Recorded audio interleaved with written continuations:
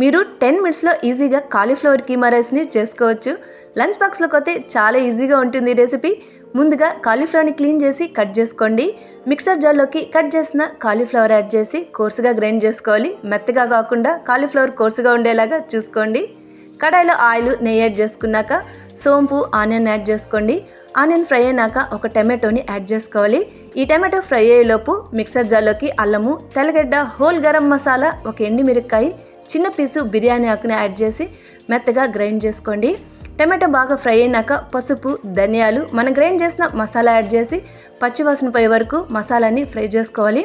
మనం గ్రైండ్ చేసిన కాలీఫ్లవర్ని ఇందులో యాడ్ చేసి ఒక 2 నిమిషాలు ఫ్రై చేసుకున్నాక సాల్ట్, నీళ్ళని యాడ్ చేసి కాలీఫ్లవర్ని బాగా కుక్ చేసుకోవాలి. లాస్ట్లో కొంచెం కసూరి మెత్తిని యాడ్ చేసుకున్నాక స్టవ్ ఆఫ్ చేసుకొని బాయిల్ చేసిన రైస్ని యాడ్ చేసి బాగా మిక్స్ చేసి కొత్తిమీర యాడ్ చేసుకోండి. లాస్ట్లో cauliflower keema rice ready. Try చేయండి. Subscribe, like